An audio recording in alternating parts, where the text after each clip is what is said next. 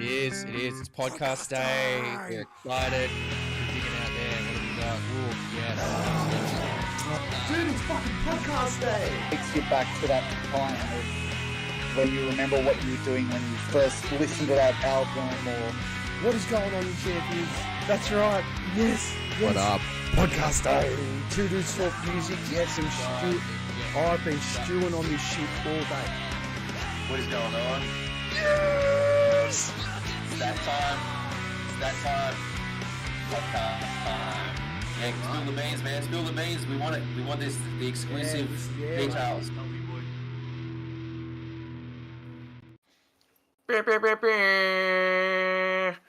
How you doing, mate? Dude, so good. So good. It's Friday Junior, man. Friday, Junior. It's podcast day. You don't have work tomorrow, so you're in an even better mood than normal. I still got work. I still got to go in. Jeez. Oh, he's on the tall ones. Well, since yours is already open, I suppose it's up to me today. Yes, you got to do the crack. Yeah. There we go. That's what I'm With talking about. The mist coming out and everything Yes. there. Are you on those hard ciders again? Mm-hmm. I've got to say, last week, I could tell they were sort of getting too used towards the end. You reckon? Yeah, I could tell. Well, I'd had a couple last time. This is just the one. Just the one this week. I can't have two every week. It'll be my turn this week. Although these are like, they're just like 2.5 in each one anyway, so they're pretty. I know they're lethal. They're pretty sturdy. Rocket fuel. They're pretty sturdy, mate, for a cider. Jesus. I also saw that you secured your Mudvayne ticket today. Yes, I fucking did. I fucking did. So dig, bury me underneath all the fucking. Oh, mud it's veins. going to send you my loco. God. It is going to be. I'm going to be. Yeah. This is going to be so much fun. You're not going with a guy named Bradley, are you? Yeah, I don't know. Brad might be going. We'll see. Well, I know old mate Brody from Nuclear Vision. He's got his ticket as well, so Yeah, nice. that's going to be exciting. Crazy times. Like, I never got to see Mudvayne back in the day. I kind of got into him a bit too late. By the time I was getting into him, because I'd heard the name, but I just hadn't really got around to checking him out. By the time I did, it was like, I think it was in the new game era, and I don't know if they toured after that or not. You probably missed that tour by like a couple of months. Yeah. Yeah. Didn't get a chance to catch him live back in the day, so I am extremely excited. I'm very, very fucking excited. Yeah. I don't know if you can tell or not, but I could tell by your post today. I saw your post, and I'm not going to lie, it's pretty jelly. Very, very excited for that. But, we'll see what comes out of it. We'll see what else is happening around it. There's, reaching out to people to try and talk to people about stuff, see where we're going. But we are excited for that. We are very, very excited for that. Dude, just the fact that they're actually making the effort to come out and you're getting Cold Chamber out as well. It's just, it's so good. And I mean, I don't think that's all. I think they're going to add a couple of other bands to that at least. I don't know if they're going to get local support. Dude, I really hope they do. I hope they get one local support discussed. Oh. Yeah, you reckon? Oh, hundos. Yeah, I mean, it'll be a good. I think it'll be really exciting to see if they get local supports, because that'll be. What would be sick if they did one it. local support from Queensland and like just one local support from every state? If they just found one band, right. that'd be awesome. That'd be pretty cool. But mate, I think. I mean, this is what we talk about, man. There's so many tours getting announced for February. I know, but we got to talk about the one coming up next month.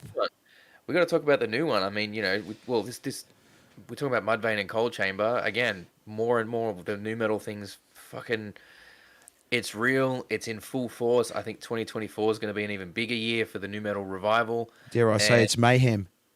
Yeah, and it is really, really starting. It is really starting because, man, we have got the New Metal Mayhem tour coming up. That is starting in 4 weeks. Yeah, man. 4 weeks. 4 weeks left. That's crazy. If you haven't got your tickets yet, firstly, what are you doing? Yeah, please. Go and fucking get them. I want to see you there, especially at the Sydney show. Yeah. Come out to. Don't just get an amazing show. You get to chat to Kyle. Yep. That'll be good. If you come into the Brizzy ones, any of the Southeast Queensland ones, you'll get to see me. I'll be around. I'll probably be doing merch for a lot of the fucking time. Of course, going to be playing at a couple of them. If you're in Southeast Queensland, you need to get moving on your tickets, because 77% of the GA tickets for GA allocation for the Brisbane show have sold, and something like 80% of the total tickets for the Toowoomba show have sold. And then you have the So, Melbourne show that sold out. Sydney, you let me down. Come on, man. Just because it's a Wednesday night, there's no Melbourne excuse. sold out already. Sydney, I don't know what the numbers like Sydney are at, but you know, it's they're moving. So you want to buy your tickets. And continuing with our coverage of New Metal Mayhem tour. So a couple of weeks ago, we had We the Hollow, and we had Nuclear Vision, and then last week we had Void Matter. Those are all more self-contained supports from the Southeast Queensland leg of the tour. We're graduating to the first of the bands that we are having on that is going to be on the whole tour. It's 12 shows over 13 days, which is a mammoth effort, I got to say. Like, I'm glad I'm not fucking doing it. Jesus Christ, it'd kill me. But we have with us today the man, the myth, the absolute big ledge, Jeff from Piston Fist. My brother, how you doing? How you going, dude? G'day, lads. Cheers, boys. Cheers. Good to see you. Cheers. Cheers. Oh my Yeah, God. very, very, very pumped. Thanks for having me. Very No, excited. not a problem, man. Anytime. Thank you, by the way, for sorting us out with that vinyl copy of the new album. Dude, gotta say, beautiful work. Looks amazing. Yeah. Yeah. This that new album, Redline, fucking amazing. It's Really, really good, man. It's thrashy as fuck. Like, Thanks, boys. you know what I dig it? It's definitely got some like thrashy elements in there, but it's also just got a lot of that old school like tearing down the highway, foot to the fucking floor, rock and roll energy to it. When I'm listening to you guys, I get big Clutch energy. You know, the band Clutch. I get a lot of that kind of vibe off stuff. But you know, it's just so fucking good. It hits it ticks all the fucking boxes. It really does. Yeah, we're super stoked. It was like 2 years in the making, that thing, so it's really nice to have an actual piece of something in your hand that you can hang on to. You know, it's really, really, really cool. And we worked our asses off it. You know, a bunch of different members.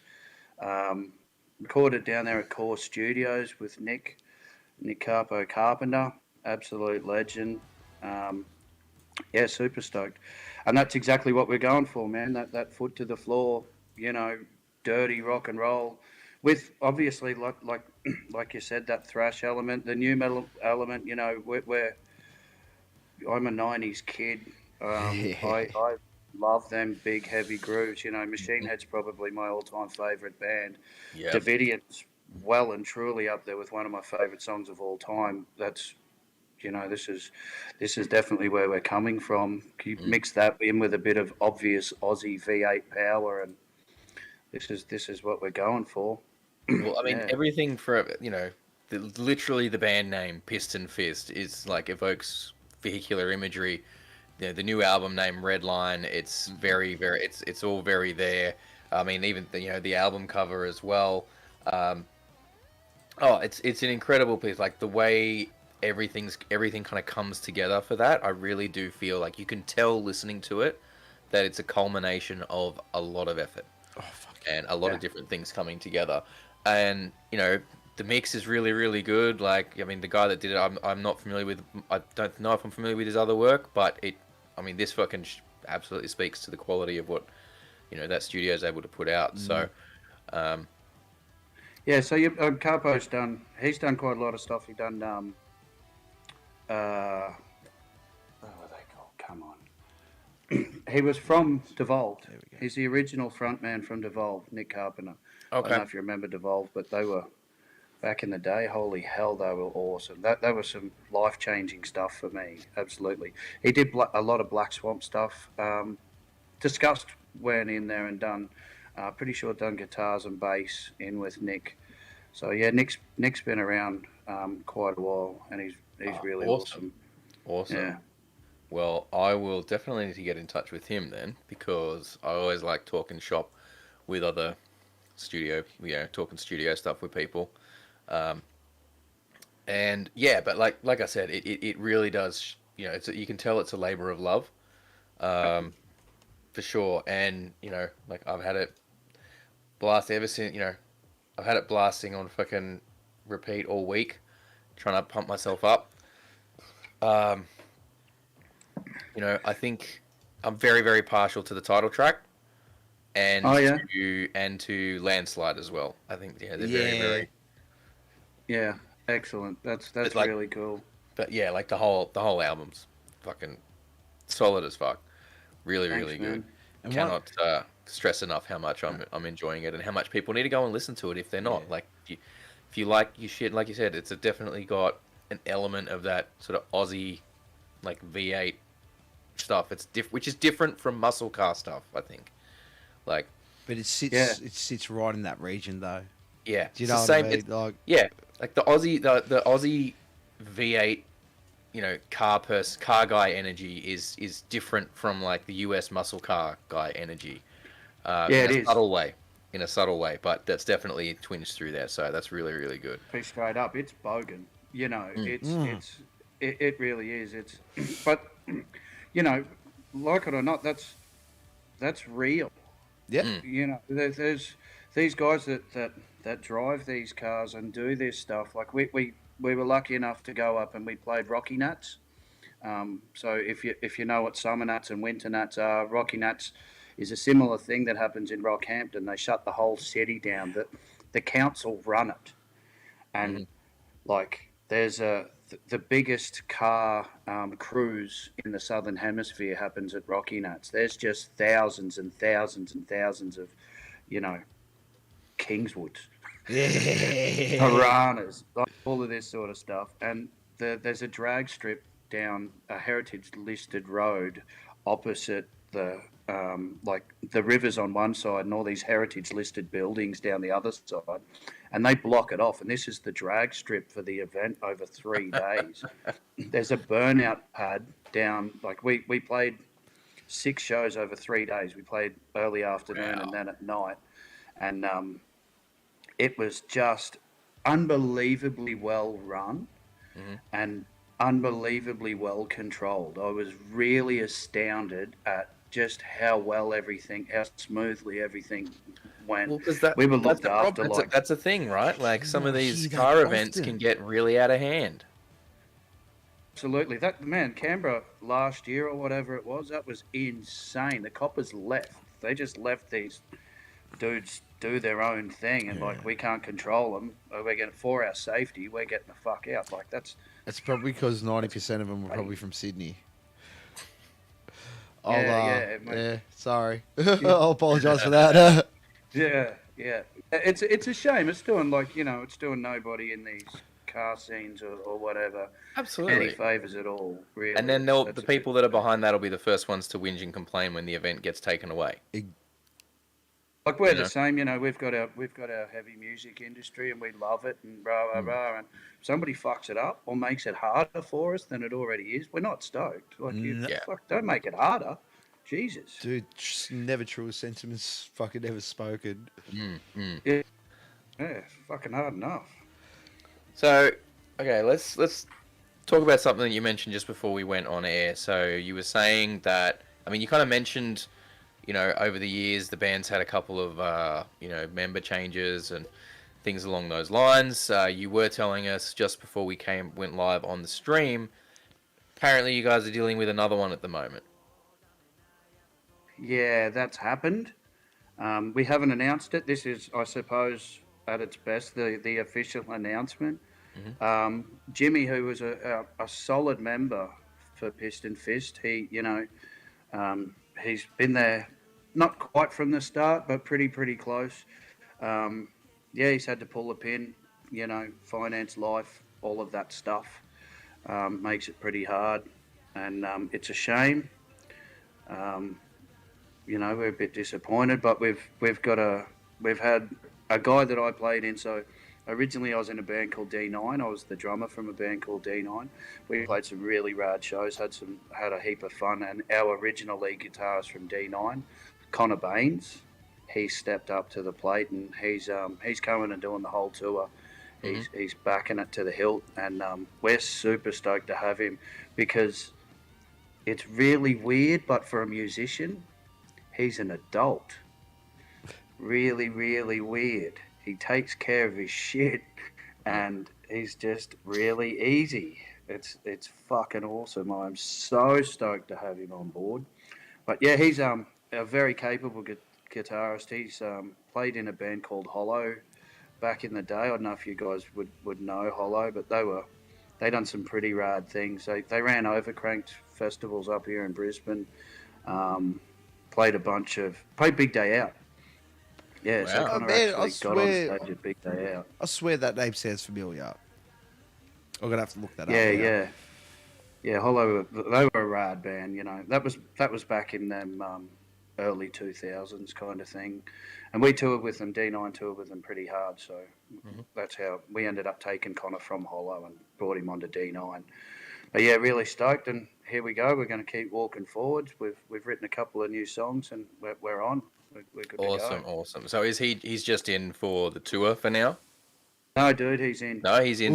He's the new member. Yeah, solid as Nice. hell. Yeah. Well, Awesome. Welcome. Awesome. Welcome aboard then. Welcome aboard Welcome then. aboard.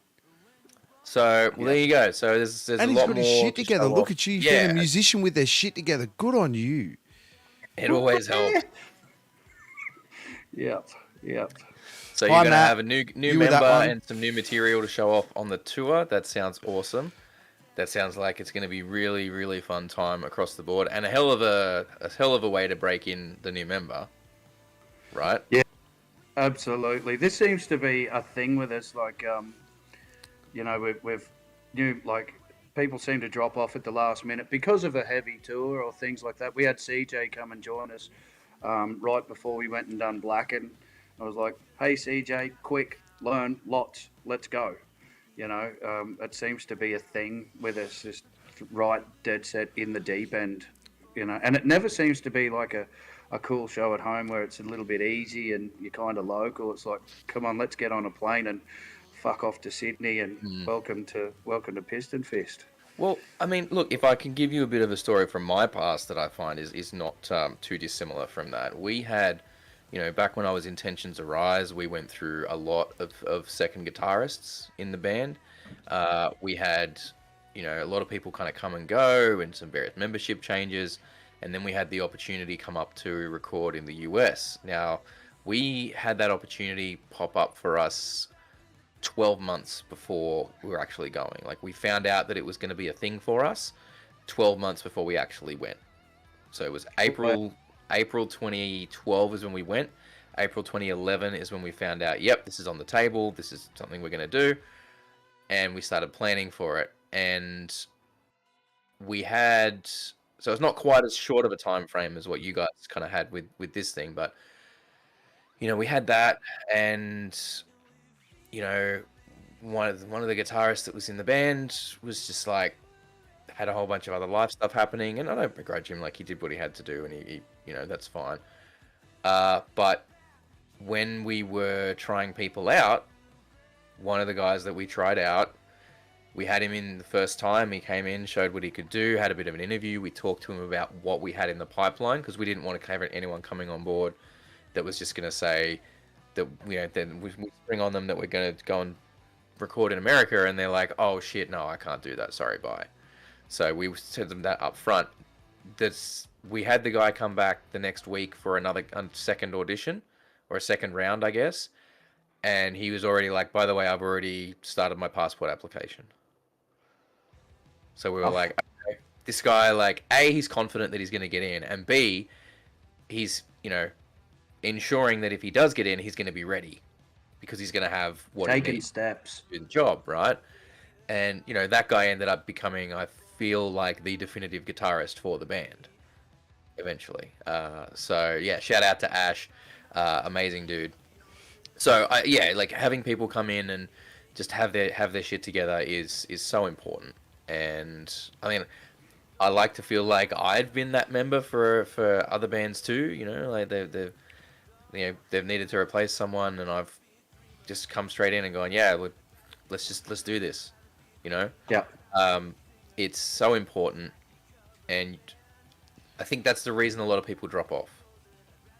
Is because a lot of people realize they maybe can't be that. Yeah, that's right. Yeah, no, it's hard work, dude. There's no ifs or buts. And I would hope that when people realize they can't be that, that's when they decide that they're going to step back from doing, if the other people in the band want more than that. But it's never an easy choice. No, it's Yeah. the hardest things to do in the world, though. You create bonds with these people, you become their family. But at the same time, though, if you love something, you have to let it go sometimes. You know what I mean? You have to let it go to flourish. And if you know you're weighing it down, don't be that guy. Don't be that guy. Fair point. Yeah. Yeah.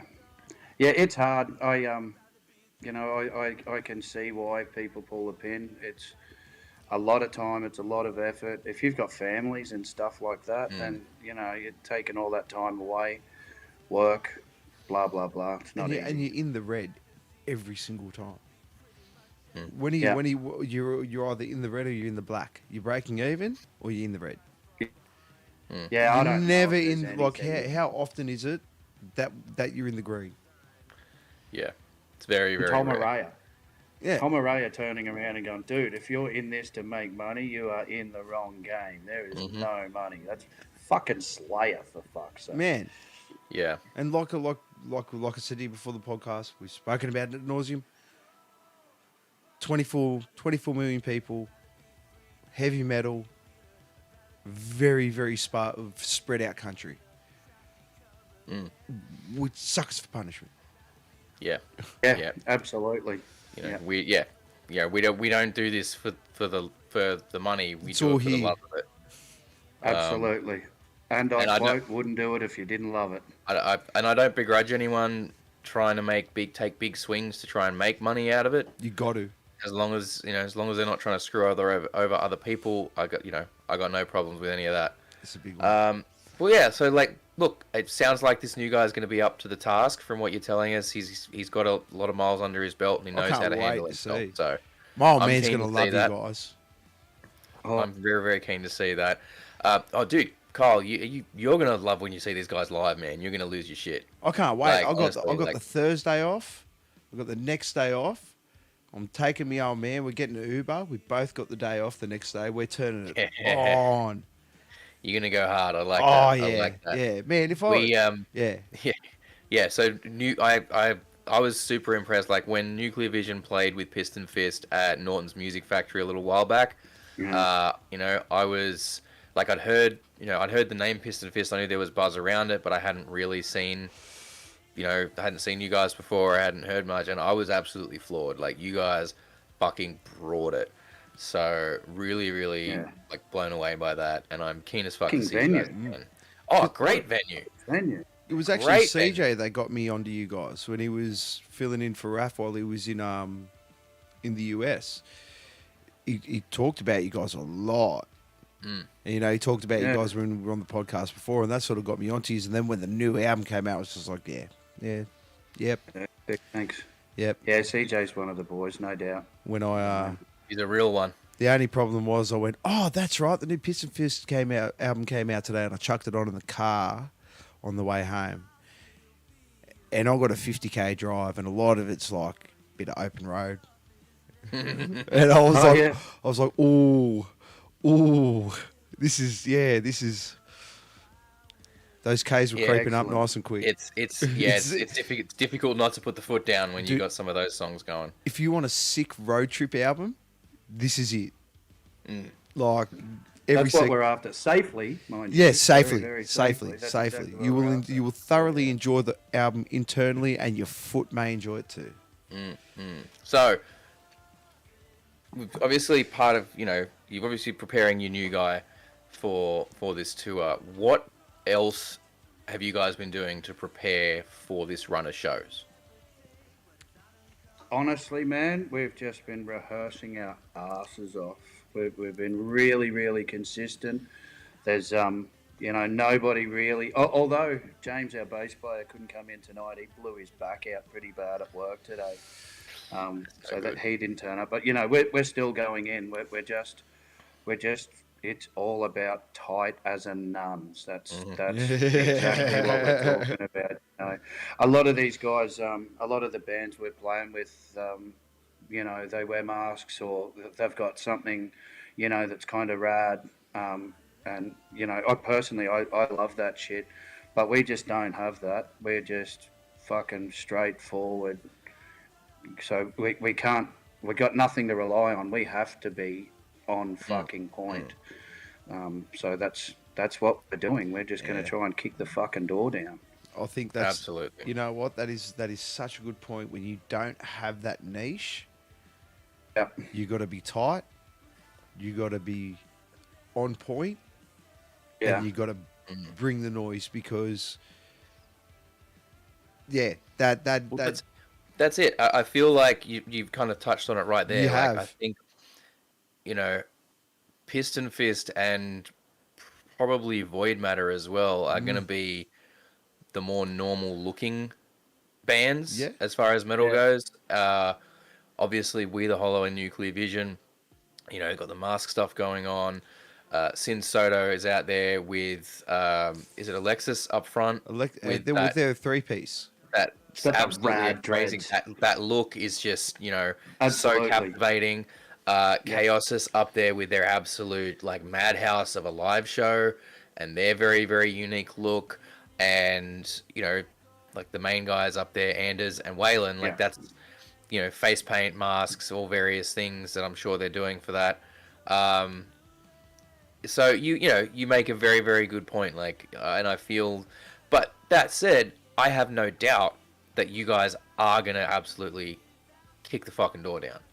Yeah, yeah, that's the plan. Having seen you guys before, I'm like, man, if you guys bring it what you brought before, and I'm sure you're pushing to go even harder with it, not going to be a problem whatsoever. People are gonna. I almost think that not being the sort of the more normal looking bands, you'll almost get a bit of attention for that. They will. It's like you're Yeah. standing out because you're not not looking like freaks. If that makes sense. Not It does. a guide. It's absolutely. It's exactly like that. Yeah, yeah.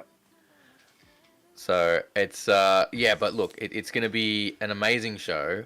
I think everyone we've spoken to so far is absolutely buzzing about it. Every band is Oh yeah. going to do everything they can to bring their best performances to date.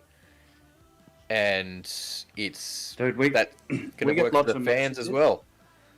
Yeah, yeah. We get lots of messages often. We got a couple of songs out of it about mental health. We'll kick into that a little bit later, but we get every now and then we get thank yous from people.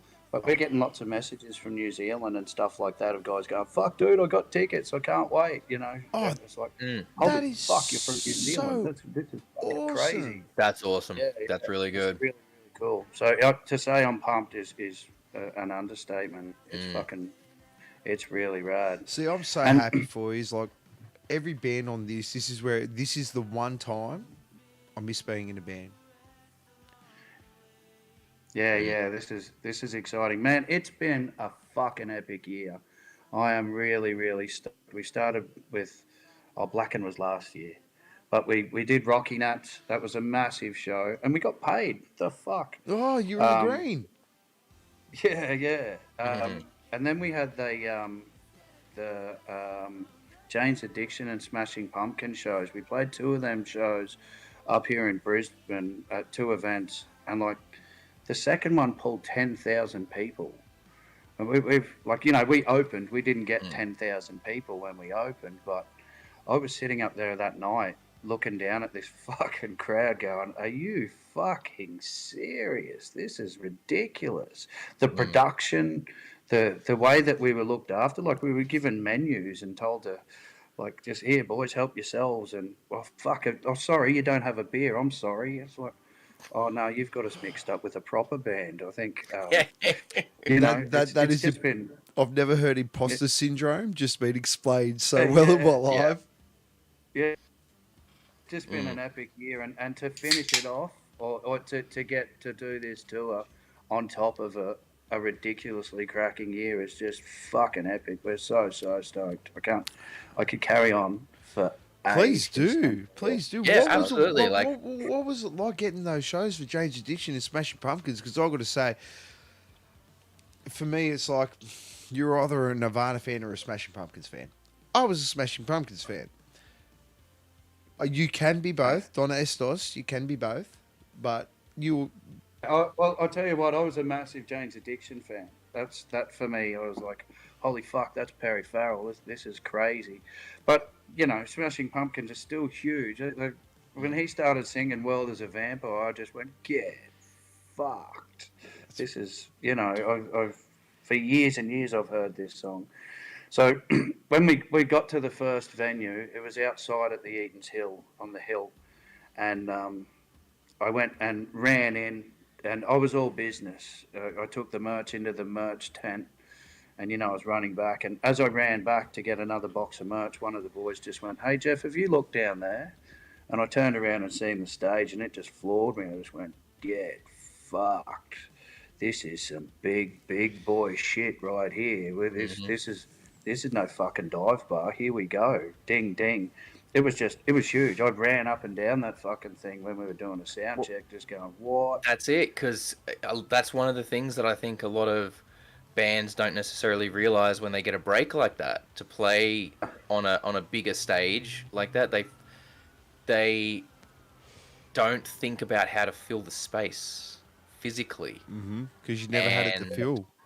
And if you don't step up your stage game in a situation like that, it looks really, really bad. You have to cover ground on that thing. Look, man, there's not a lot of people that aren't allowed to. Stephen Carpenter is probably one of the only guitarists I've seen that does not move. But Chino moves so much in the rest of that it doesn't fucking matter. Absolutely. Yeah. It's I mean, yeah, like it's one of those things where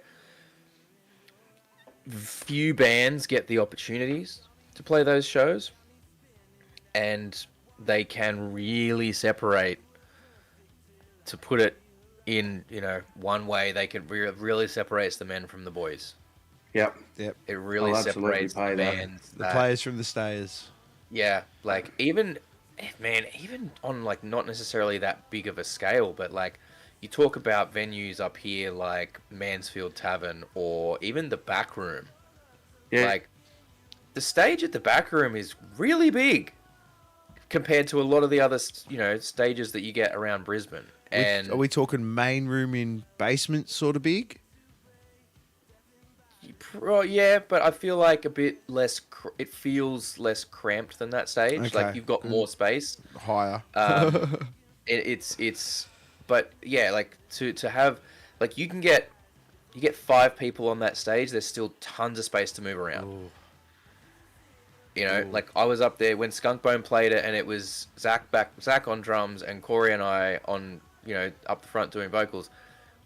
Filling that space was challenging because there was only the two of us up front, and there's a lot of vocal work that Corey's doing lots of vocals, so he's kind of stuck at the microphone most of the time. So it's you know, and Mansfield Tavern is an even bigger stage. Now, granted, it is likely going to be flooded with gear. So mobility may not be as much of a thing, but it's, you know, it's a lot of bands, they're fine on a dive bar stage, but you put them somewhere where they have to move around and fill the space, and the cracks really start to show very quickly. Yeah. Yep. And that's the thing, man. It's Like, super important. there's bands that just go, what am I going to do with this? And then there's bands that are just like the Step Brothers, like, look at all this room that I have to move around for all these activities. Yeah. Like, I'm not going to bump into the guitarist. Like, I can go to this mic and he can go over here, and I'm not going to hit anyone, and everyone can muck around. And yes, and it's and look, and I don't say this to like say that the bands that struggle to fill the space are bad. It's just an area that's blind spot for a lot of people, is the point I'm making. stage presence is a that's big right. thing. and having and you it's, you know you can have stage presence on a small stage a lot more easily than you can have stage presence on a big stage. And I just, like I said, I just think it's a blind spot for a lot of bands, and they don't really give it any consideration until they're up there, and then they're like, oh shit, they don't know what they're gonna do. It's like the same thing that I always tell, like I had to try and drill into people that I've been in bands with, not so much more recently, but back in the early days of stuff, I was having to tell people, like, practice moving around when you're rehearsing. Because if you just, in the rehearsal studio, if you're just stood there like this the whole time, when you get on, you can't practice moving around on stage in the middle of a set. Absolutely. It's do or die at that point. Like, you have to be active and practicing that, and not to the point of like choreography necessarily, but you have to be used to moving, like playing whilst you're moving around and being engaging. 100%, man. Yeah. Because otherwise, you just don't do it. You should practice like you're playing your show. Exactly. Like we used to set up our mics because I'm not playing guitar anymore, but for the first 4 years of that band, I was a rhythm guitarist, and we'd set up our mics and we'd swap mics in the rehearsal room. We'd get fucking move. Get out of my road. And if the boys would stand there in front of their mic, I'd fucking drive a shoulder into them and get the fuck out of the road. Come on, get moving. Let's go. Are you not enjoying yourself? Because when it comes to music, rehearsal is pretty much my favourite thing about this stuff. I actually enjoy going into the rehearsal room probably more than being on stage. I love being on stage, but in the rehearsal room, everything's right. And I've got no one to impress, and I can hear me, and I can hear the fucking drummer, and everything's just spot on, and you can really let it go. Like you can try shit. When you're on stage, you're kind of a little bit tied up. Like this is what you have to do because this is what you have to fucking do. The crowd's watching you now, so I kind of really like rehearsal. You're not as free to take chances on stage. That's a very good point. Exactly right. Don't fuck it up. That's what it is. You fuck it up in the rehearsal room and you can giggle. Fuck it up on stage and you're a dickhead. Look, you know what? One thing I love about going to shows, and I don't know about anyone else, but this is me personally. When I hear my heroes fuck up, it humanises my heroes. Do you know what I mean? Like, there's nothing better than when you go to a show and you're like, he fucked that part so bad. And it's just like, he must have been having like, but it's not like a humorous thing, like I'm putting shit on the musician or anything like that. It just shows that you're just like me. You might be having a bad night, but it's still a mad show. Perfect example for you. I went to watch the first night of the Metallica live stream concert that they did from Texas recently, and I can't remember which song it was in, but during the middle of the guitar solo, Kirk dropped his guitar pick. Oh wow! And so he's like flubbing part of the solo until he can get to a mic stand to grab another guitar pick and continue it on. And it's like, man, if Kirk Hammett can fucking do that, everyone can. Yeah. But he's not up there being like, fucking. He made the best of it and kept going as best he could until he could grab the fucking pick. And there's nothing better than when the other band members look at each other and they just laugh at him. Because they're having fun on stage, man. They're doing their job. When I see those bands take themselves so seriously, it doesn't do it for me. If I wanted to go and listen to this, if I wanted to hear you play the CD again, I'd go listen to the CD. I'd go to it's like when you go to the car races. You go for the crashes. Yeah. You know what I mean? Like, let's be honest. You always hope there's a little one. Yeah. Yeah, you don't want anyone to get hurt. No, hurt. Exactly. But just let's see a little one. Absolutely. Yeah. I think that like my point was more you can try things that you wouldn't try on stage. You know what I mean? Like not just like everybody fucks up. I wouldn't actually want to tell you how many times I've had to do this second verse. Well, the first verse twice because I fucking forgot the second verse or whatever. You know that this is life, and my memory's fucking shit house. But yeah, just being in the rehearsal room, I can go, you know what, I'm going to hit this higher, or I'm going to hit it lower, or things like that. You know, the boys aren't going to look at me and go, what the fuck was that, dude? Like, because it's in the rehearsal room and it doesn't really matter. Yeah. It's just a little bit looser in there, and I like that. That's good though. Yeah, definitely. Nothing better than when everyone looks forward to practice. Yeah. Yeah, man. So all right, so you've had some really good shows this year. You've been fucking making waves for you guys, which is awesome. Yeah. Couldn't be happier to hear that. You know, we've got an Aussie band, you know, that's coming up and doing that stuff now. Because for a while it kind of feels like there hasn't been as much of that. Yeah. And part of, you know, obviously that's probably partially due to, you know, the whole world shutting down for a few years. Yeah. But that's you know, a thing. But I'm stoked to be able to witness it firsthand. You are a and standout band Be involved with it. in a world in a saturated Australian thrash market. Yeah. You are a Yeah. It's So we've been lucky. So, what else have you guys got coming up for the rest of this year other than New Metal Mayhem?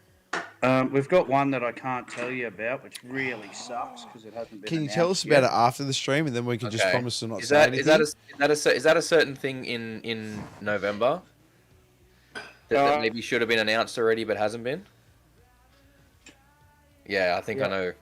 Yeah. Good chance I'll see you there. Yeah, quite possibly. We can talk about it after. Yeah. I can't not know. Insider, man. How else will the people know that we have inside knowledge if we don't talk about, at least tease I it know. on the thing? I know. We can't, you know. But I'm not inside. I want to get inside. Yeah. It's all right. I'll be inside you if you're not careful. A couple more of these. Yeah, I was gonna say the exact same thing. After this one, who knows what'll happen? Sorry, proceed. Oh, the Gladstone Metal Fest. Yes. Hey. Absolute cracker. That lineup is a fucking monster, by the way. Holy shit. Really, really epic. I'm strongly considering trying to make it happen, but I don't know if it's gonna. Yeah, it's going to be fun. Where's that at? More deets. For Sydney side of that may consider coming up. More deets. All right, hang on. Gladstone heavy metal. Oh, It sounds like something that should be in the UK. Gladstone. Yeah, you're probably thinking Glastonbury. headlining it? Yeah, I know. It's like Because it sounds very similar. Yeah, I'm just when the page loads. It discussed Black Swamp, us. After that, I'm not sure, but it's a mammoth lineup. There's the thing. I want to try and find it because if you remember when we talked to Kyle, if you remember when we talked to Viper Snatch, Yeah. they mentioned that they were going to be on it. they did. So let's have a look, see if I can get this here. So, yeah, Disgust are headlining it. Piston Fist are right before that. So good work, boys, there. I'm just going to work my way down the lineup here. Dream Killers, Dirty Brew, Adriatic, Born Again Hypocrite, God Hunter, Slaves of Dissonance, Thanarist, Systematic Machine, Abysmal Fortress, Viper Snatch, Chaos, Gleezus, Masters of Mayhem, Kool-Aid Communion, and Composure. Wow. Kool-Aid Communion. It's real I love on that that name. bill anymore. Pardon? Anymore. That's the most recent one that's got the set times for everybody. So, They yeah, must have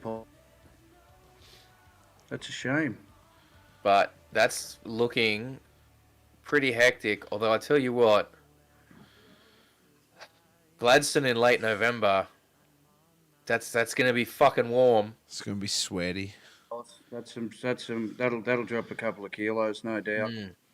Oh, and the fucking lads in Disgust getting up there with their shit on. Oh, Mate, they done it in October at that Halloween show Yeah. at Frankie's Pizza yep. in Sydney. That place was a sweat box after the Vikings went there and put their pyrotechnics on. We did Australia Day with Disgust in Cairns. Oh God! Yeah. I can Oh. I can taste the mask. It was a late afternoon event too, man. There was some weight loss going on there. It was crazy. And I tell It's you all right. what, so yeah, At least they two wouldn't shows dehydrate. They before- can just drink all the sweat that's coming off the inside of their mask. Oh God! You get a straw for that shit. That'd be Yeah. grabbed. But man, that was one of the sickest I've ever been. We played Townsville and Cairns, and the drink after Townsville in between Cairns nearly fucking killed me.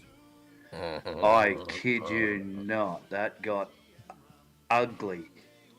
Yeah, that was painful. My kidneys are punching me now just thinking about it. Oh, you were probably on that dirty Jack Daniels stuff, weren't you? It was absolutely Jack Daniels. We bought cartons of it as well. One yeah, I bus, don't two vans. Mate, Devil's Water. I don't touch it. See, Devil's Water. I'm just waiting for first opportunity I get to where someone's like, "Hey, what do you want in your rider?" First thing I'm saying is I want a case of Liquid Death. Because it sounds, because I saw it when I was in the US, right? And I kept seeing people wandering around with these cans of stuff labeled Liquid Death. And I'm like, this is fucking, I don't know what that shit is, but it's like tall cans. And it looks like some like extra strong beer or some shit. Like, I don't know what it was from the can. Anyway, I went and got myself some food. And I was like, oh, can I grab a water as well? It's like, yeah, no worries. Puts a can of Liquid Death down on the thing. It's water. It's lightly carbonated water in a can that looks like a fucking alcohol can. Yeah. And a it little is bit of a disappointing end of the story. I was like, no, but the thing is, it's actually really, really enjoyable. Like, you can smash them really, really quick. And I'm like, just There's get no it, alcohol in it. No one here knows it. No, not alcoholic. So it's water. It's carbonated water. So if you can, like, but they don't really sell them here. So you get a case of those and you're drinking that and you don't tell anybody. And I know I've kind of spoiled it for people now. You just did. But, like, you get a case of that. Look, we got barely anyone watches this. We all know. Don't say that to our guest. But if anyone from Liquid Death does happen to be watching in the off chance, please sponsor us. Sponsor Send us. a case of the stuff. Yeah. But I'll turn it into Liquid but, like, Death. But you can look at you can drink it and like, it just looks like you're drinking a fucking beer. Do you reckon if I mix it's it with the my worst. jizz juice? Oh, you fucking whatever that stuff was that made I don't know about that, but oh no, man, I can't do it, man. I can't play shows and drink heavily. Oh no, At the same it time. hurts, man. I'll tell you. Do you know the Paw? The what? Sorry. The Paw. Aussie rock band called the Paw. Oh, the Paw. Paw, right? Yes. I think, if memory serves me, I think we played a show with them somewhere. At the Maybe the Mansfield? Heavy Mag. Yeah, the Mansfield Heavy Mag show. Heavy so Mag, very rock, 10th anniversary, very yeah. Aussie rock. But them boys, I'm not sure. We played a couple of shows with them. I'm not sure how old they are, but they've got a few years on me. When I was a young bloke, they brought out this smash hit single that went worldwide. They toured the world with AC/DC. Oh, wow. They done very, very well. Moved to the States, so they done really well.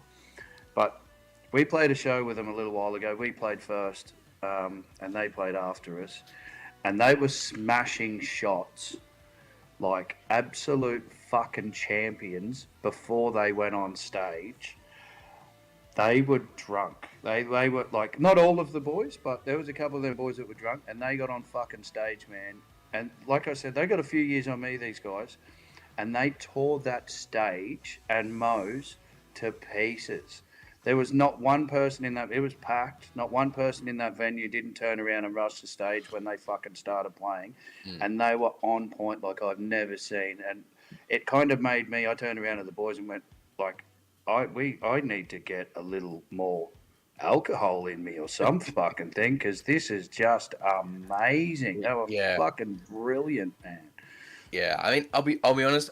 I part of the reason I'm in the habit of not drinking when I'm playing a show is usually because I'm driving, and I've got to cart gear around, and I can't fucking, you know, like I'm a bass player. I got amps to move and shit and big heavy stuff. I can't fucking be getting around without a car, right? But it's just like a habit, you know. But usually, like, it's just a habit I developed over my life. If I'm traveling somewhere, I'm usually driving, so it's not a thing, you know. And I've only played shows drunk a couple of times, and I always hate my performance afterwards. So I'm like, I never feel like I put a good performance on, so I just don't do it. But yeah, it's crazy. But They're seasoned veterans, man. You know, they've been together as a band for, you know, as long as I can remember, 30 plus years. They've toured you know, they've toured properly. Like, and props to people that can do it, man. Like, I'm not trying to, nothing taken away from them. Like, it's incredible work. If you're touring with AC/DC, I can only imagine the war stories they would have had. Yeah. And I'm going to assume it's like Bon Scott days they probably toured with them, and not Brian Johnson. It would have been Brian after Johnson, Black in Black, I'm gonna say. Yes, that would have been Brian Johnson. All right, Yeah. fair enough. Yeah, but yeah. either way, that would. Well, yeah, I'll tell you what, boys. While we're on the subject of touring with fucking legends, can we give King Parrot a quick fucking cheers? Absolutely. Mate, Have we all seen the footage? Like, holy fuck! Mm-hmm. Yes, yes. Big round of applause, big cheers for those boys. I hope they're absolutely smashing it out the park over there. Absolutely. Incredible stuff. Yeah. We might have to try and get them on the fucking podcast when they get back to talk all about it. Again. Absolutely, man. Absolutely. That would be an absolute banger. I've interviewed him a couple of times. I had a YouTube channel a little while ago, and we did mostly tattoo stuff, but I interviewed King Parrot at Halloween Hysteria one year, and I said to them, we had a lounge set up to do the interviews, and I said to the boys, like, oh, try something different. You know, you're King Parrot. Let's not fucking just put you on a lounge. And Ari said, let's do it in front of the guys' shitters. So we actually set the camera up on one side of the door, and they stood on the other side of the door, and people had to walk in between the camera and us to go to the shitter. So you can imagine some of the commentary that was going on in between each dude walking out and just sort of looking at us going, oh no. It's like, yeah, pal. Yeah, you know it. You're in this interview now, champions. Yeah, it was good. It was good. But they're just human. Their work, man. Holy fuck. What a work ethic. I mean, excuse me. Aussie prog, Aussie thrash. At the moment, it's just hitting different. You've got, you know, bands like Caligula's Horse absolutely making waves. You know, they're just doing their tour over there and stuff like that. Yes. And, you know, like it whatever we are doing with what we are given at the moment, we're bringing a new light to it. And I think as much as we may piss and moan about the internet on here, as much as we do, it is such a big thing. Absolutely. And it has helped Australian bands reach those markets in a way that we never could have before. Exactly.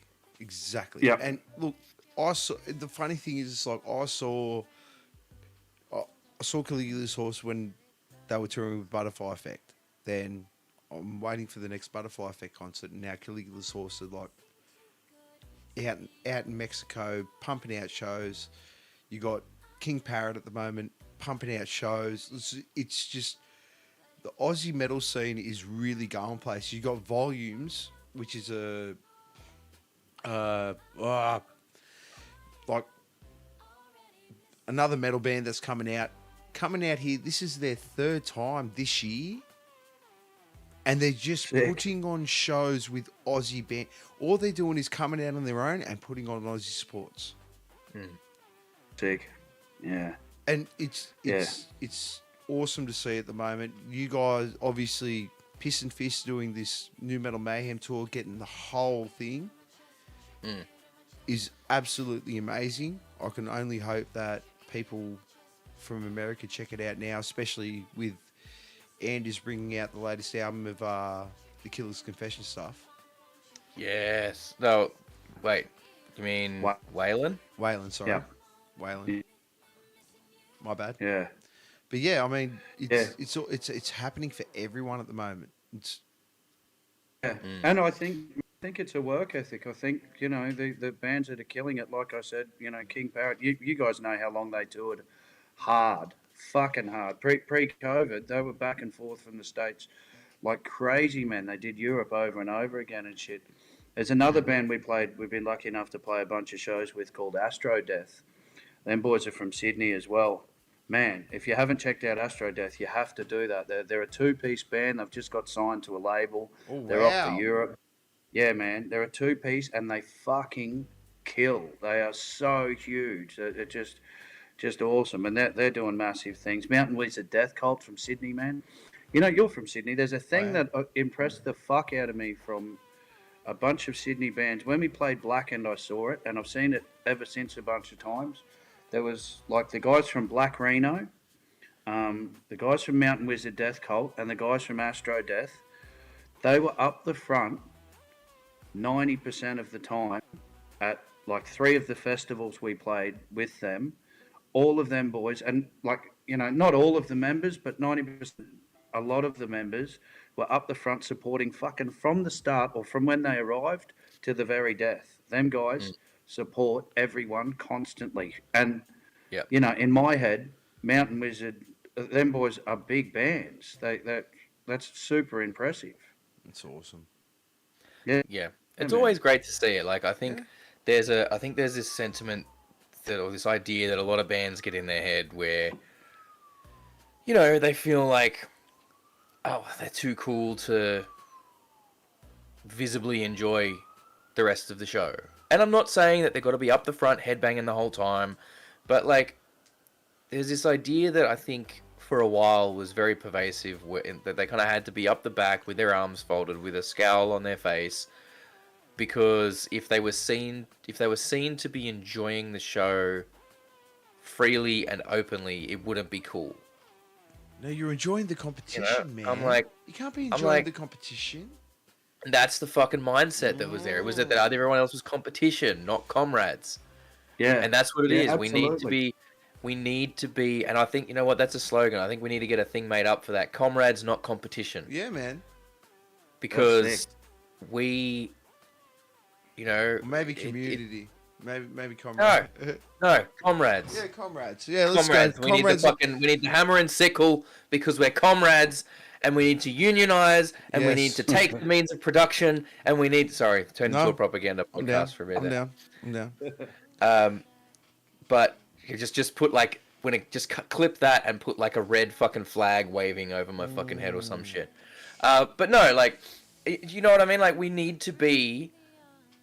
You know, we need to be brothers. We need to be supportive of one another. We need to be family. And that is, I don't know, like, I've found, like, I was in the, you know, we've said it before. I mean, I was in the Sydney metal scene through the 2010s. Like, I saw the shit that went down there. And there became a fucking dogfight. It's back.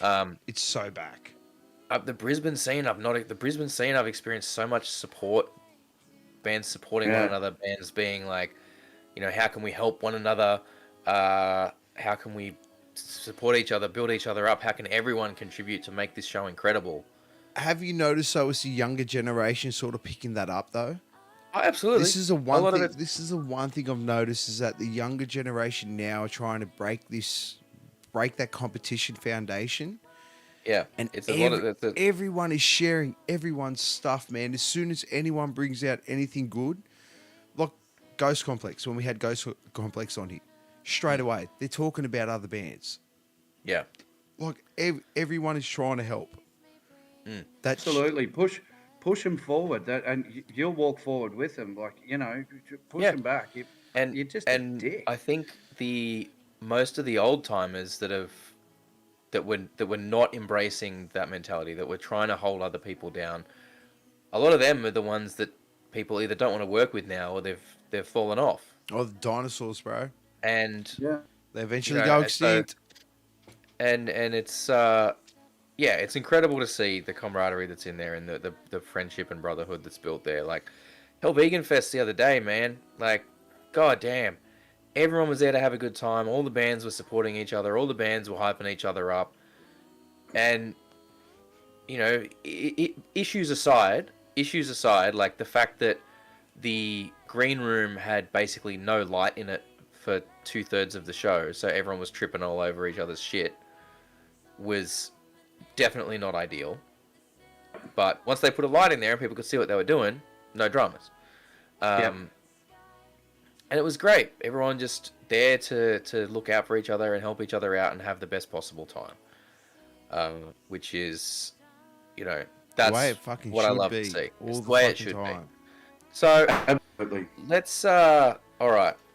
We've been yammering on for a little We while. have I been. think It's been a time we great go- chat. I think it's time Yeah. we hit our first segment. Let me hit the If pause you're button ready on the with the music. cut- I with the am. cutaway. I am tonight. I'm ready. Let's hit the thing. Let's go. That you had you could Quick question you do, quarter. you once you could do so you All right. I found it. Well, Okay, they've actually got one in there. Oh, they should not have put that in. No. All right, so ladies and gentlemen, it is time for the quick question quarter, spelt with Q's, not K's, because we don't roll like that. It is time that we're going to run through with some rapid fire questions for our guest, get to know him a little better, get to understand what makes Jeff tick, why he is the way he is. We're going to get in there, we're going to understand his musical mind, space, and break it all down. So, let's get off with the first one there. Jeff, what was the first instrument that you learned to play? Sorry, it cut off. drums. Drums was the first one. Okay. Absolutely. Awesome. What was the first album that you purchased? It was by a band called Push Push, and the album was called Trippin'. Whoa, we're going to have to find that. Push We are going to Push. have to find that. It was a Kiwi glam rock band. Oh. Trippin'. I got it. Hang on. I need it. Let me Is just. it on Spotify or YouTube? It would be on Spotify. Oh.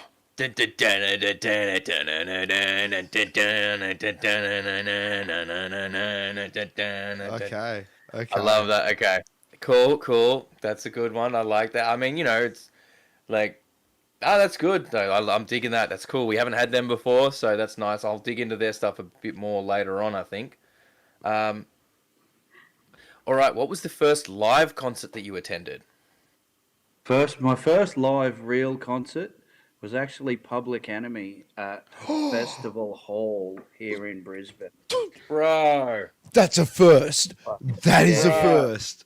Yeah, I was about 14 years old, and I was shitting my pants, and it was fucking epic. Oh my Bruh. god. Public Enemy. Holy shit. I don't think we will have that again from bruh. I don't think anyone's going to top that one. Nah. It'll take a lot to top Public Enemy. Nah. That's good. That is epic. All right. Do you know who else was on the lineup? Do you remember? There was a bunch of Aussie hip hop acts that just got booed off stage. They just copped it, man. It wasn't pretty. Well, I mean, Aussie hip hop was. I mean, it's still very frowned upon in a lot of ways, but it was even, very derided back they then. were just trying so hard to be American. There was no. Oh, To be No fair, soul it there should whatsoever. never be called Aussie hip hop. It should just be called skip hop. It ain't nothing. We know nothing of what American hip hop has had to go through. We do it our own way. Of course. yeah. Well done. Yeah. Yeah. All right. Let's flip it around now. What's an instrument you've always wanted to learn but haven't yet? Piano. Piano. Cool. It's a very popular choice. Very popular choice in that category. All right. If you could pick one big band or artist to open a show for, now qualifiers around this. This is literally anyone at any time, living or dead, active or not, Okay. whatever point in their career that you could pick. If you could just manipulate the space-time continuum, so that Piston Fist could open for whoever at whatever point in their career, who would you pick? Machine Head. Machine Head, lovely. Any Bang. specific era? Oh, yeah, when the early days, when they were jumping around on stage like a bunch of lunatics. When he had the cornrows in? Yeah. Yeah. Or Biohazard. If we could open Ooh. for Biohazard and then Piston, Machine Piston Biohazard? Oh my god, Ooh. that'd be a fucking dream team Ooh. right there. Head. Yeah, that would make me stupidly happy. Biohazard don't get enough fucking credit, man. They do not. Oh, that's them grooves. My God. They are like, they were doing some shit, way back. And Wasn't it one of the members from? I don't think they ever got their flowers for that. No. Has a tattoo right there. Oh wow! Oh come on, give us the look. Give us the look. Do it for the stream. Do it for the stream. Hey, Hey, that's what I'm talking about. No, now you'll have to get the nuclear logo for Nuclear Vision to match it, right? Like, One day. Do this. I actually put one on CJ. oh, nice. Man. Hey, dude. Speaking Yeah. of which, okay. Oh no! Keep going through the questions because we'll get to that. Alright. I'm sure we'll get to that. All right. That's a good shout though, man. Fuck.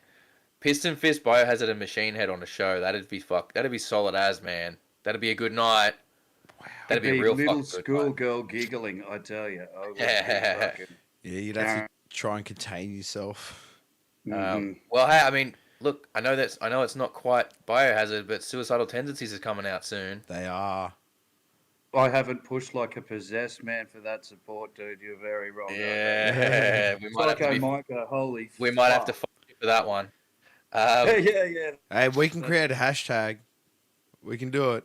We're the Yeah, two let's- dudes. We can see if do we it. can- Let's see if we can, maybe get both of us on. That'd be rad. That'd be a rad Sick. fucking Ooh. team up there. All right. Yeah. All right, time to break out your Spotify. Who is a band or artist that you're listening to right now that you believe is underrated and deserves more attention? Malevolence. Wow, that is the quickest. That's literally the quickest anyone's answered that Wow. fucking question ever. Fucking Malevolence? sick. Wow. So Alright. sick. I've gone and done the follow there. So You're breaking ground UK tonight, based? buddy. Are they UK based? UK base, man. Yeah, okay. They're so sick. Have a listen. The old school influence in their new school hardcore is insane. There's like Ooh, new so school many hardcore. sounds, Yes. crowbar influences, riffs. It's so sick. Cool. Ooh. Aye. I'm getting. You know what I'm getting? I'm getting. Marauder. Yeah, nice. I'm getting a lot of Marauder vibes off of that. So they've got That's good. two different vocalists. Oh, I like And that. the two different vocalists sound very, very different. One literally sounds like old mate from Crowbar, and the other dude's got the new school. They are fucking sick. You deep dive that shit, and you will get lost for days. I promise. Hell yeah! All right, I'm gonna be all over that. Score shit. one for the quickest Yeah. that has ever been answered on this podcast. Zero hesitation No, on I that didn't one. even Man. blink. Didn't even Normally everyone's like, oh fucking, Give me a minute. fucking, oh let me Love the let me sound of fucking, you, but and it made it's- a mockery they of gotta- everyone has been on that yeah, podcast. no, yeah, look, we love y'all for coming on, but like that's it. No one's answering quicker than that. All right, what else have we got? What is something that people may be surprised to learn about you? I think they'd be surprised to learn about me. Yes. Surprised. That's the word. It's kind of boring, but I fucking love cooking. Oh, that's mad. I love cooking too. What you cook? Oh, I'm all about barbecue, rotisseries and smokers and fucking all that meat all day, baby. My boy, my boy. And I think we need to collaborate because I got a barbecue sauce recipe that I think you'll be very, very interested in. Yeah. The So fish sauce has got a nice ring to it. yeah.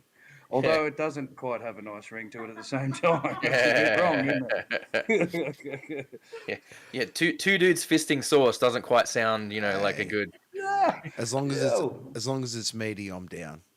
Oh I'll put God, that shit on my that's the steak, quote on the motherfucker. bottle. Yeah. That's the quote on the bottle. Two dudes fisting hot sauce. As long as it's meaty, I'm down. Mate. We found our marketing campaign. Hey. That shit near my sausage, I'll tell you. Yeah, get it on your sausage. That's the quote on the back. Yes. Oh, the Jesus. ad, the Yeah. El Cheapo ad that we could make for YouTube would be fucking epic. Oh, it that'd would be be. ridiculous. It'd be taken down in about a week. About 2 seconds. Yeah. Yeah. I'll give it a week. Or, look, if they can sell a toilet paper called "Who Gives a Crap," I think we can do that. So, all right. So you've been around for a little while. You've done a bunch of different stuff, a few different bands. What is the cringiest band name or song name that you've ever been involved with? Oh, that's a great question. I can't remember the. We all like to have a bit of a laugh at ourselves sometimes. So, I'll tell you what, when we were really young, I was in a band called Antisocial, and I actually wrote the lyrics for a song called "All the Dead Dudes in the Graveyard." oh, how old would you have been? 15. Yeah, That's all right. Yeah. That's yeah. Yeah. All right. Cheese on that fucking song, man. It was super cheesy. Sounds like it's the title makes it sound like it's trying to be a Misfits type thing. Yeah, a little bit. It definitely had that kind of punk rock kind of feel. Yeah. All right. The and boys it- gave me hell. They fucking fed it to me, man. Ooh. When I took it to them, they were just like, "You wanker." All right. And lastly, we'll wrap it up with something a little bit more wholesome. If you could give your younger self one piece of music-related advice, what would it be? Don't stop. Keep going. Exactly what I'm doing. Yeah, I wouldn't change a fucking thing. I don't think. Maybe try harder.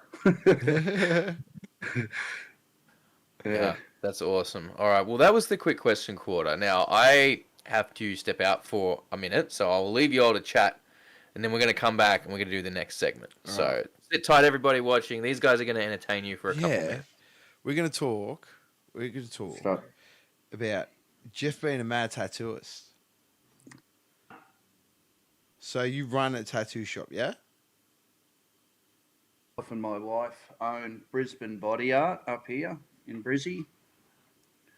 Wow. Yeah. So how long have you actually been tattooing for?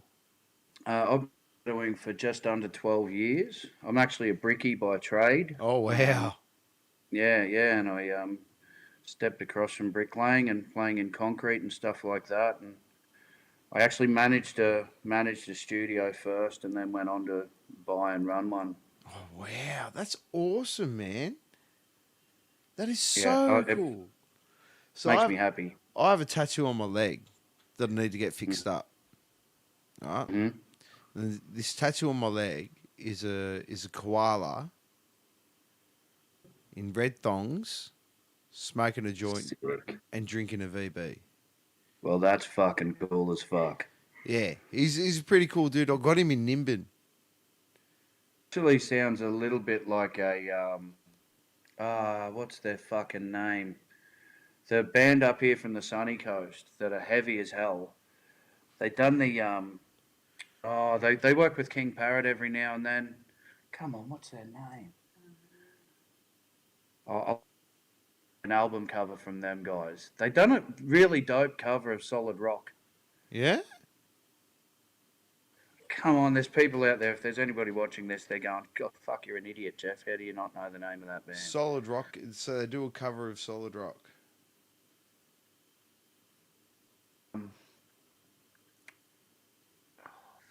Pinecone Throat's their lead singer. Dead Kelly. Sounds like a Dead Kelly album cover.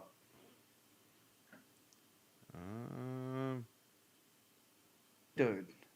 Did they do it? Did they ever record it? Yeah. They've recorded heaps of really Is rad it stuff. They're Goanna? definitely. It's not Goanna. Yeah, Goanna. Yep. Is that them? Yep. I'd say so. Oh, not Goanna. No. Dead Kelly did a cover of the Goanna Oh, song. okay. Yeah. Solid rock. Really? They are fucking amazing. Yeah, man. I think Brad has been in one, maybe two of their film clips. Oh, wow. Yeah. Yes, I believe he Yeah. has. Yeah. That is mental. Youngie from from King Parrot. He's been in one of their videos as well. Oh, wow. Yeah, really, really sick band. You have to check out Dead Kelly. They're fucking amazing. But your tattoo, it absolutely sounds like an album cover from them guys. Mate, Yeah, it's just a little picture of me that I got on my Yeah, knee. nice. Like, Yeah, sick. All right. Yeah. It- So when you say fix up, what's happened? I Is do. it just a little It's bit- faded as shit. Yeah. I just need it tidied up, and I want it glammed up a bit. Yeah. I want make him. that thing It's just basically an outline with the VB bottle that's faded now. You know, Yeah, right. I'll show you it after the stream when I can pull the camera off and show you it properly. Yeah, or I am I'm hoping to do I want to do a NMM, a New Metal Mayhem 23 logo up for when this tour goes, you know, when we're doing the Brizzy leg of the tour, and I'm hoping to bang that out. I've actually got one of the girls at work just went, I want to tattoo Anders, and I went, all right, well you tattoo Anders, I'll tattoo Waylon if we can. And you know, if anybody else is up for it, we'll get them rolling through the studio, and you know, just a little bit of a memorial kind of idea for. You want for to a do big one live in Sydney? What's that? You want to do one live at the Sydney show? Yeah, I think I would love to, but the legals of actually doing that is I'll an sign a issue. waiver. Yeah. Oh no, it's because I own a studio. Like they'll pit legally That's fair. only allowed to tattoo in my studio. It's really fucked. Okay. Yeah, man. The regulations around for tattoo artists are fucking mental. I mean, that's fair. Just get- Because there are too many Getting cowboys. off the chain, Yeah. Too many cowboys out there ruining it for everyone. Like, right, man. there And wasn't it's a those money big grab dickheads from out the there. government as well. They can get more money off us. So I'm sure I can go for a little holiday with a wifey and kids, mate. We'll come up and see you, and I'll get something absolutely done. can. I'll come down. We'll bring the fucking camera. We'll do the Yeah, whole man. We'll do the whole lot. We'll do Yeah, another. that'd be really rad. We'll get the rest of the band in. We'll do another podcast while I'm getting inked out. Yeah, something like that. Let's make I'm it happen. actually opening up a podcast room at the studio, and we're starting up. Myself and one of the girls, Kitty Deadmore. Quick shout out to Kitty. Her work is off the fucking chain good. We're gonna have some chats to not just musicians but tattoo artists and things like that. And What's the studio called? Where it's at? Where's it Yeah, at? Give a shout out on the the stream. big shout out. Give it a plug, man. and body art, 941 Wynnum Road, Cannon Hill. We've been open for 10 years actually. We've been working our butts off, and we're really, really stoked with it. I love my job. I'm really, really, really, really fucking lucky to be able to do this as a job. It's so sick. You That's should get awesome, in contact man. with CJ from Die Art. Yeah, I've chatted to CJ, believe it or not. Tattoos. He's actually got a lot to do with a couple of big tattoo conventions that are running around Australia, and we played support Nice. to them with Disgust. Oh, that's And mad. you know what? If you're in the tattoo game, you might know Joltron. Ultron. Joel- I know that name. Yeah, okay. Yeah. So he runs like Stoneheart and Opal Heart studios in Sydney and Perth. He's done a lot of he's big in like they're like really heavy body mod, like scarification game, that kind of stuff. Yep. I've seen him at I've met him a while back, like just randomly ran into him. We were both printing flyers for various things, and he was like, "Oh, I'm doing the tattoo expo. Like, come down and bring some flyers, and we'll put some on the table for the thing, like literally had never met me before, fucking. Yeah, right. But yeah, he's kind of like, he's one of those guys that like, just kind of just about everybody knows. So I thought you might know, but that's cool. But yeah, he's like Heavy music. It's just gin, right. ginger bloke, like massive, like lobe stretch, some of the biggest stretch lobes I've seen. Did Like he one of the start very off? few people Okay. with like Hold on. eyeball Did tattoo, he that kind of start off stuff. with, Like Oh, Wicked Ink in yeah. Penrith? I think so, yeah. Oh, okay. I pretty sure I got my first nose ring off that guy. Yeah. But he did this one, man. He did this one. Yeah. The only problem with I must have caught him on a bad day. And I got left in there for like 2 minutes with the catheter in my nose, and he's like, "Oh shit, I forgot the piercing." Yeah, no, that would have been, dude. Wicked Ink was early days. Wicked Ink was so early days. Yeah. That's what I'm saying. So- I might have Wicked caught him on a bad day. But Yeah. I had never nearly passed out from piercing in my life. That day was the first time, and I just got my nose. I just got my nose redone recently when my daughter got her ears pierced, and I'm like, I'm gonna go get my fucking nose done. Nice. But yeah, man, like it's we need to do that's something we actually want to do. Like we've talked about in the run up to launching the channel, and since it kind of went live, we've talked about doing a bunch of, and this is like a long-term goal. Talked about doing a bunch of episodes of like music and whatever, right? So the way that music engages with other aspects of culture. So, you know, music and like music and wrestling, music and horror, music and Sex. you know, and sex, music and drugs, music and you know, music and social change, like protests and things like that, and like music and tattoo culture is absolutely something that we should touch on. 100%. You know, the way that the two are intertwined Yeah. is undeniable, and I think that's definitely a topic to talk on. So maybe that's something we can try and, you know, work on together. It's happening now. You know, we do a lot of conventions. I love doing conventions. They're fucking hard work, but they're really good fun. And your conventions now, there's incarceration over in the States. It's fucking massive, and you've got big name bands, Hatebreed and shit, headlining incarceration. It's a tattoo show with a bunch of sick bands, Yeah. and it's starting to happen over here now. It's getting really big. I've been trying to get one together for the last, like, since pre-COVID. I've been trying to get this shit sorted, but it's massive budget, and it's just a little bit scary for me to get my head around. But you know, this shit, heavy metal and tattooing, it's fucking cranking. But I think, it's happening.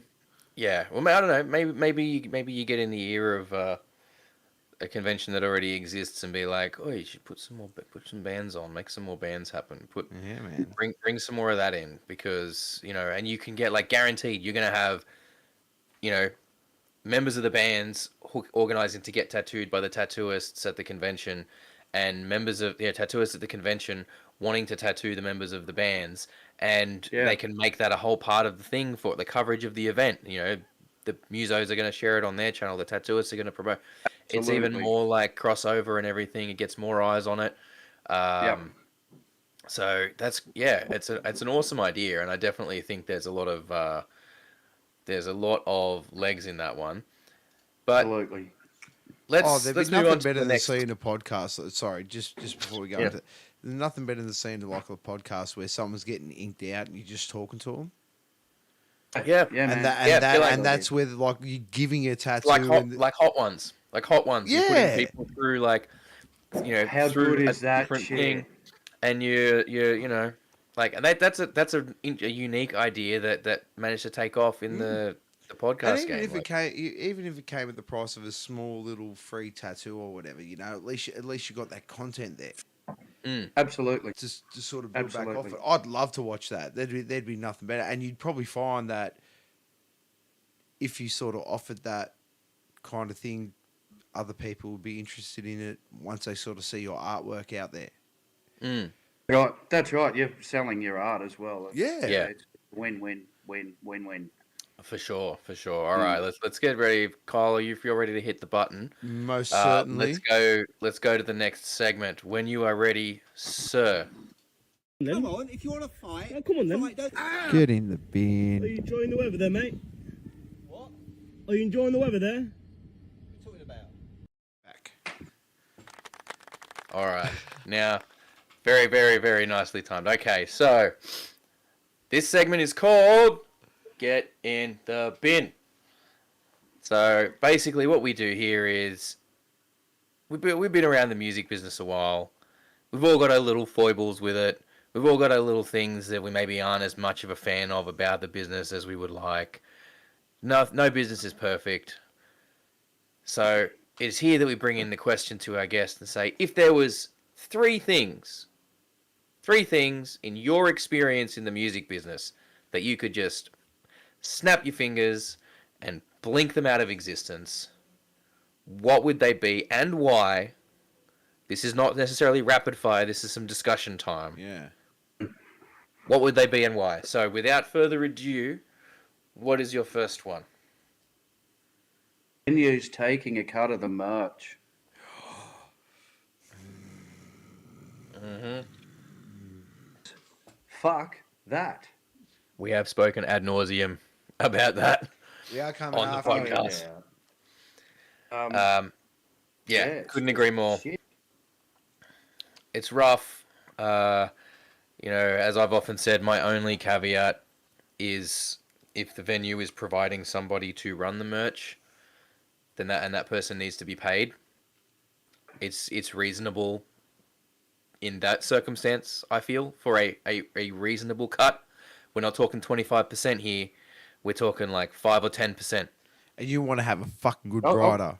And you're going to want to I'll have give a you good rider for that. There's $100 for your night for working or whatever. You know what I mean? Like, we fucking worked hard for that merch. It costs us a lot of money. We don't make money. Get fucked.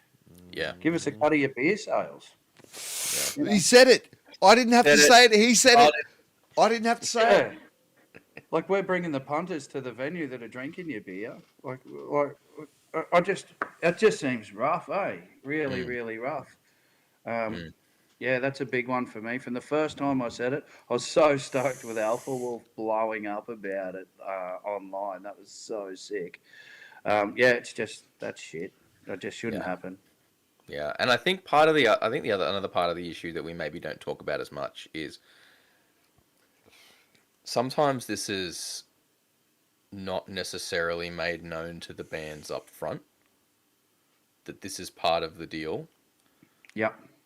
And then tickets are sold, promotions done, time, money, energy, emotion is invested in preparation for the show. Yep. And then that gets dropped on the band. And it's like, fuck. By the way, do we go ahead with the show? How do we do it? And I do enjoy seeing the various ways bands have attempted to get around it. Some by just flat out saying we're not selling merch. Okay. Yeah.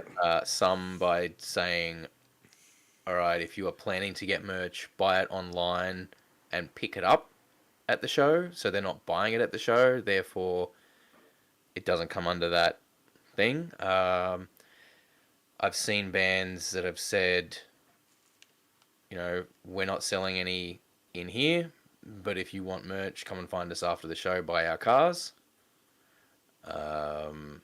I've seen bands that have said, yeah, okay, cool, yeah, sure, no worries, and then they're basically Irish goodbye at the end of the night before the people can come to them to get money, all that sort of stuff.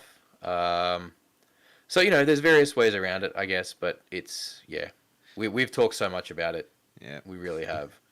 But we copped it with the World is a Vampire tour. Yeah. We weren't able to sell our own merch, but they were really, really good until they said, "Oh yeah, by the way, we're taking 30%." Whoa! And that was 30% Billy, come on, man. So we didn't actually, because we had to price match their stuff. We couldn't sell our stuff any cheaper. So our fucking long sleeves went up to $80 a shirt. Billy, Ugh. come on, Billy. We sold a shitload of them. Like, we were absolutely fucking astounded at how much merch got sold and how much money we actually got in our back pockets. Because it was marked up, the Yeah. 30% didn't matter. Oh, You good know? on you, I Billy. know that sounds really, really weird and wrong, and I was just carrying on like a fuckhead a minute ago going, it's just fucked when they take a percentage. But no shit, we actually walked away going, holy fuck. But Like, do you- who the fuck But do you bought a see what you? Piston Fish shirt? But do you see what you got there? Yeah, You got your 30% worth. Right. That's right. And you know what? They did everything. I walked in there with a box of shit and threw it at them. Mate, that's They- your 30% worth. If They made spreadsheets. They packed up all of our merch, took it to the next show. They set it all up again. They had it all packed up, all pretty for us with another spreadsheet of what we sold, all of that shit. They were that's extremely professional, unbelievably like Yeah, like, when that's what I mean. Like when they're providing a service like that around it, there becomes justification yeah. for That's for right. a percentage. We can argue about the numbers, Yeah. but it becomes justified for a percentage. But At the end of it's the day, it's when you guys are Yeah. selling. It's when you guys are selling your own shit at a dive bar, and they want to that's cut. right. When I'm at the dive bar and I'm fucking running off stage to get to that merch desk covered in sweat and fucking rah, and you're still taking a cut of literally our band's hard work. That's fucking bullshit. You know? Yeah. But in saying that, the guys didn't tell us there was a 30% take until the end. yeah, but then they didn't tell you there was a markup as Ouch. well. Yeah. Yeah, that's right. Like, we laughed. We walked along going, who the fuck's going to buy a fucking $80 Piston Fish shirt? Are you serious? When they've got, Jane's Addiction and shit. Like, Yeah. but they did. Mate, It was Pete, you know fucking what? The crazy. big Well, thing hey- is a lot of people want to get on the ground floor now, man. Like, I want a lot of people, admittedly, you know what, I'm going to call it for what it is. It's clout. You want it? Yeah. They've recognized the talent, and they go, "These motherfuckers are going to go play. I'm going to get this first shirt, and they ain't never going to have it again." And then when people ask later on, I'm going to have their first release shirt. Yeah. But that's what I Man, mean. you're dead right. What was a really weird thing at Rocky Nuts, we finished playing, same thing. I ran down to that merch tent straight away, and we sold like motherfuckers at Rocky Nuts because there's a burnout. There's a fucking mag wheel doing a burnout on our logo. But people come up and said, "Can I get you to sign this record?" And like I didn't even think. I just went, "What for?" And they went, "Oh, we want your signature on the record." And I was, "Oh, fuck! You want me to sign the record? Yeah. Wow!" And we must have done, like, each time we finished a set, we must have signed 20 odd records. And Good I on just yous. at the end, I was just saying to the boys, like, these guys are nutcases. What the fuck's going on here? Yeah. It was really cool, and I think that kind of is exactly what you were saying. They did actually think that this was something special, and they're jumping in early. No, it is something Yeah, special. It's and- not and- thinking. It is something special. You And moved this them. is what I mean. Like the amount of bands that I'm seeing. Like there's so many bands that I come across in Brisbane, and I'm just like just about every show that I've played or been to since I've moved up from Sydney a few years ago. Every single show that I have played or attended, there is at least one new band that I've not heard of before that I'm watching going, this band can go all the way. Like this Yeah. this band has what they need to go all the way. Already, like they've got, and I'm talking, some of these are young bands, that people like And 20, 21, 22 years old. And it's amazing to me the amount of talent that's out there. And that's why one of the reasons we're doing the podcast. Like, we want to talk to these fucking bands. We want to be, because we know how talented these bands are. We know the amount of talent that exists in the Australian music scene. It's only getting better. We want to do what we Yeah, can that's to right. get the word out and get more knowledge out there about these bands, because they deserve it. You guys deserve it. And We could have only Yeah. wished that we had a platform like this when we were kicking fans, around in the bands. fans deserve the best stuff. And I know we're not tastemakers. We're not out here fucking setting trends. But I genuinely believe that if we're doing this and a few people can find a few new bands that they really, really like and support those bands, and that encouragement helps those bands to go a little bit further, fucking great. We've done our job. Yeah. Like, this is like trying to... Show the Get Australian back music their scene for what way it and fucking show- is. Amazing. Yeah, absolutely. Absolutely. All right. So we got a bit of a tangent there, but let's get back to the matter Love at our hand there. tangents. Thing number 2 that you would fuck Um, off and yeet into the bin. A little bit of what we were just talking about. Bands getting the big gigs that nobody's heard of or haven't played a show for 12 months or just like, you know, I suppose for a lack of a better word, don't fucking deserve it. Getting supports and they haven't put in the hard yards that some other bands and you know, it might not. I don't mean it to be about us. Like you've given us really good raps and that, but we're not young men, and there's young bands out there, fucking, you know, Odious, Ancient Remains. There's some young bands from fucking Brizzy that are busting their balls. They're consistently playing. They're consistently touring. They're bringing out content. They're doing all these little fucking things. And some other band will jump on and get the fucking support that have done nothing. That shits me to tears, man. Like I kind of So- want to. I do get that where you're coming from I there. need to take do. a leak. Pinky. All right, you go do that. I do know have what a you're gonna question say. though. I do have a question that I want to ask you about that though, because I agree there is obviously that sense of like, why the fuck is this band getting it? Yep. You know, I completely understand that mindset. On the flip side of that, what band is going to say no if they get the offer?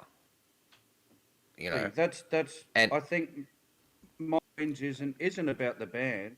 It's just more about the promoters either one not doing their homework or two, you know, like he's me mate or he's my son's mate or he's you know my mate's son or whatever that kind of thing. That's definitely not on the bands. Like yeah. fuck, I've Cool. I've done it. I just wanted to make sure. I just wanted to make sure because I know it's like I've been through a similar experience down in Sydney for sure. Like with you know, like there was certain bands kind of getting maybe not that didn't deserve it necessarily, but there was, you know, a bunch of, you know, support slots that went to the same bands in a short space of time. They went to the same couple of bands that seemed to be getting them all. And there was people that were kicking off about it, like, I can't believe they've got this one again. Like, and I'm like, well, you can't blame them. You know, you can't that's blame right. the bands. That's right. It is absolutely. They're just taking the not band's opportunities that fault. they've been given because I don't know about you, but whatever band, if I'm ever in a band and we're getting these offers, I'm not giving a shit if someone's mad that we're getting another support. Yeah, Like, we're getting Oh, the no, support. Like, we've had I'm the not offer. We're out there supporting doing it. So it's yeah. you know, it's something that I think, you know, as long as and look, you know, this is your choices. You know, we're not saying that you can't have your choices on this segment. They're 100% your choices. But the whole point is that you're putting them out, the people put them out there, and then we can have a discussion about them. Yeah. So, you know, but that's cool. That's cool. I can, I can get on board with that. In And I saying think, that, I played in a band a long, long time ago called Harper 69, and it was with just some legends. You know, Ben Eli from Regurgitator filled in for us one night. That's you know, these guys were proper musos, but we never rehearsed. We never ever had a rehearsal, and we got on stage and we just jammed off the top of our heads and went for it. And we got the Marker Kane support and the Segression support, and there were dudes flipping their shit. They're just like, what the fuck? You guys don't even rehearse and you're pulling these big gigs. yeah, And it was because of who was in the band. It had nothing to do with how hard that band worked. Kind of Yeah. thing, you know. and But and the connections are important too, as well. that's We exactly know right. that Out business of that is band, connection. you know, like Ben Eli was Regurgitator. There was a front man from Hollow, myself in D9. as separate musos. We'd all been busting our ass for years and years and years and working really hard, Yeah, not exactly. necessarily as that band. Yes, But and yeah, that's that's the other all. factor that people maybe don't see as well. That's exactly right. And it might even at its very fucking worst be a money thing, and they might have bought their way into that gig, and for the other young bands out there that have been, putting their money into touring and recording and making videos and doing all these things that you have to fucking do, for them to miss out on the show because somebody's fucking forked out a couple of grand to the right person and then they've got the show, that sucks. That's but money talks, and this is the world that we live in. Yeah. Like it or not, Yeah. part of the world. It's Yeah. I know the exact spiel that Raph would have gone on because we've once again we've talked about it. I think we've mentioned it a couple of times. Yeah, we have. It's Yeah. it's a real fucked up game when a And lot look, of the thing is pay to play, Mm. and we all know deep down inside, it's two things. It's either pay to play or it's who you fucking know, Yeah. and that's what it boils down to. And that's what I mean. Like, you can be the best band in the world, but if you're not networking, it Man, becomes you're really only hard doing to half make the progress. you're only doing half the job, man. That's I think- why. Which again is work. Yes. Yeah. That's again, it's just that work ethic. And If sometimes you just got to shoot your shot. Sometimes, even if you don't know people, you see something, you got to try and track down a contact detail and just reach out. Like, you think- never know what's going to come out of that. Like, I mean, that's what happened when we got to go and record with Logan. Like, we weren't in the fucking know with Logan Mater. We didn't have a fucking mutual connection there. Like, Kazzy literally tracked down a way to contact him and reached out, and we got lucky, and that was what it was. Like, it was, as sometimes you just have to shoot your shot. Yeah. And I think this is where, and look, nowadays people have a slightly better understanding of the business than we did when we were coming up. So I think the illusion that it's a meritocracy is well and truly been dispelled for most people. But yeah, it's there's so many factors. There's so many factors. Eminem, Absolutely. I think Eminem said it best. You remember when they brought out that rap superstar thing with Cypress Hill and all that stuff, and you had the two versions, but you had at the end of the day, you're going to have to smile at people you don't want to smile to because they know the better people, and you're going to have to make friends with people that you probably really wouldn't make friends with on the outside world. It is just, the music is half the game. Mm-hmm. Man, Like- today it's probably not even half anymore. Honestly, Well, I wouldn't know. I And don't. it's, Like you, Raph, you'd probably be more. You are much better, more inclined to comment on that rather than me. I mean, look, the amount of stuff that we've, like, most of the cool shit that Nuclear Vision's gotten to do since I've been a part of that, the vast majority of it has come through Brad's connections. Yeah, exactly. Not to say we're not good. I know we're good. I know we're getting out there. We're putting on a hell of a show, and we're doing everything we can to make the music and the show even better. We're not resting on our laurels with that. You can't though. I'm not gonna lie and say that, Brad, like, that we just got this stuff out of the ether. You need to know the right people, which is why it's important to not be a cunt. that's right. Sorry, YouTube. No, Absolutely. don't be sorry. That should just be the motto for everyone in life. Yeah. It's that same thing, Brad's got them connections because he fucking worked for it. Yeah. He went to gigs, he turned up, he supported other bands, he supported these people that are now supporting him. This is how it works. Absolutely. It's the way it fucking should work. Yeah, man. That's Yeah. I'm And- talking about the guys that don't. Yeah. That's Yeah. And they know who they are. They know exactly who they are. And And it's- the problem is yeah. they won't go any further because that shit gets found out.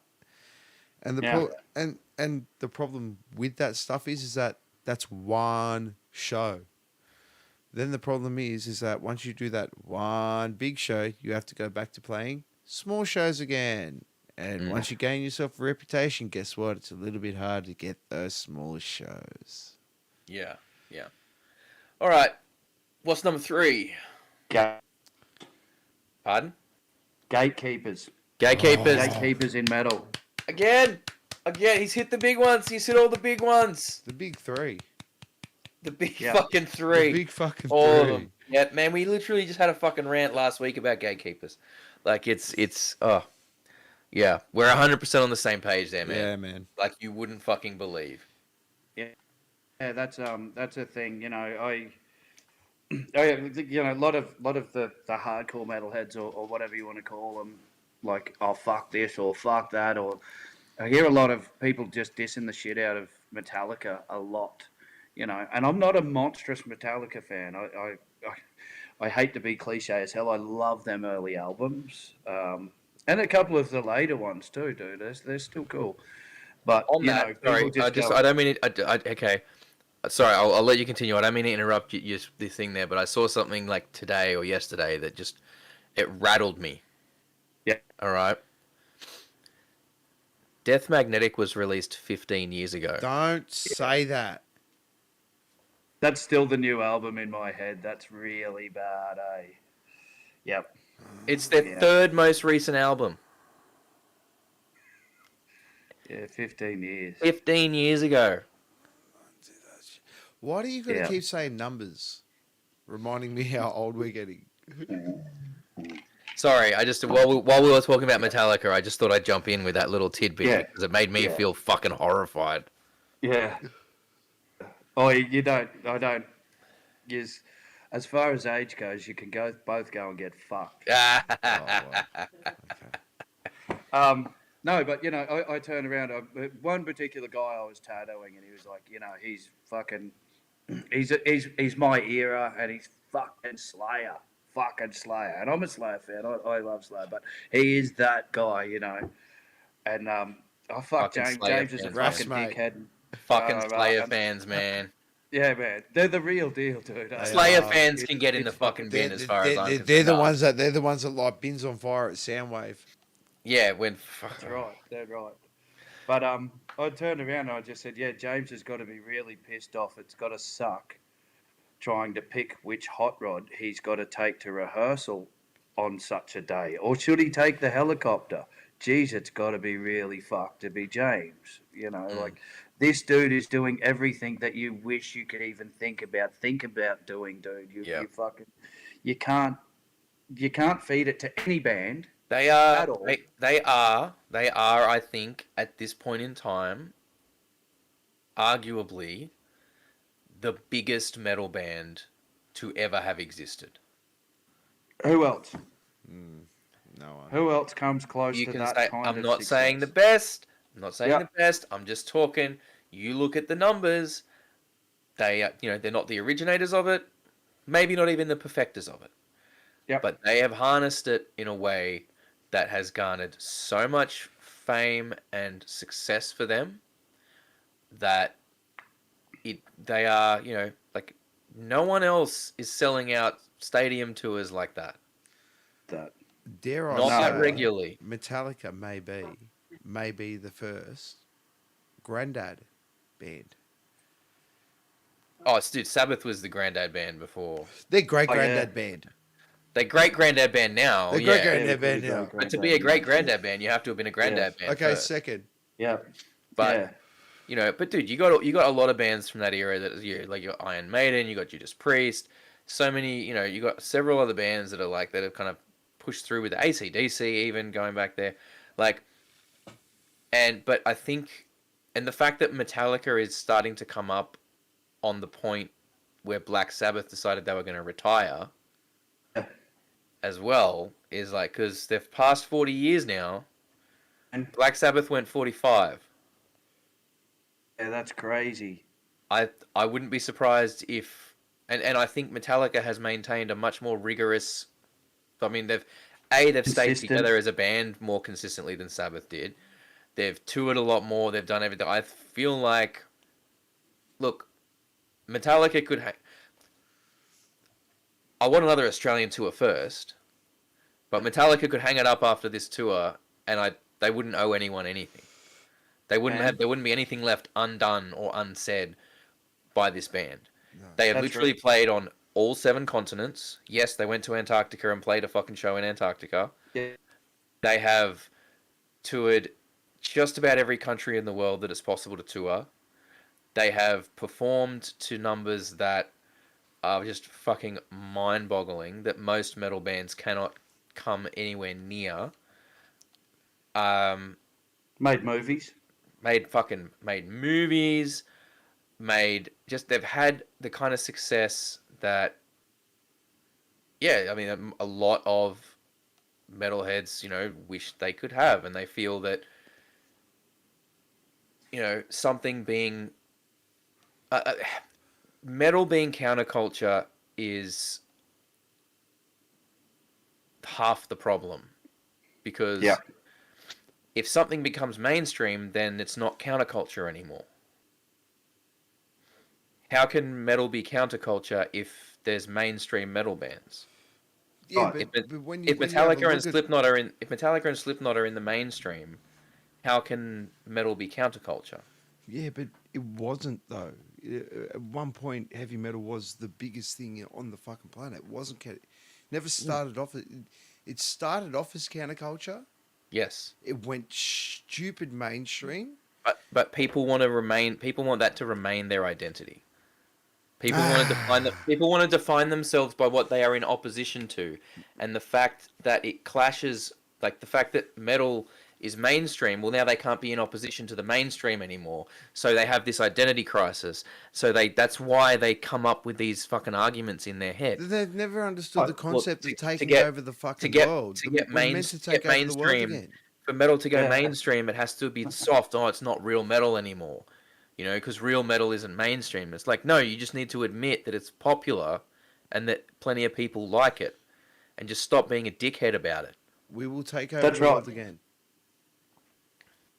I've had this conversation with a lot of people a lot of times. I don't think anybody that I know personally should have any right to say that a band that has had success are dicks.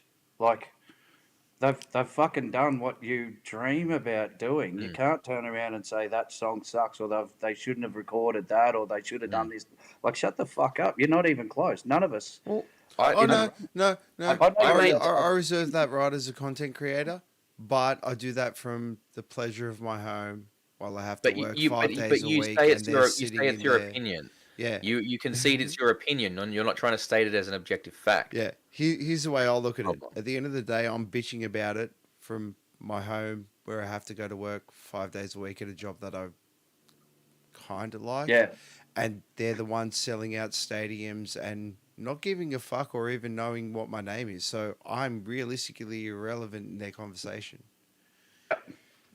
But I reserve the right as a consumer. Yeah, yeah. Absolutely.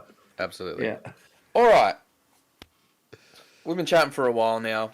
It's getting on a bit. It is. That was a good chat. This has been good though. This has been amazing, man. I feel like we could talk for fucking heaps more. We could probably go for another 2 hours if we really. We've got to get you really back on. wanted We've to. got to get you back on. I feel like we've only really tickled the surface on Yeah. a lot of things.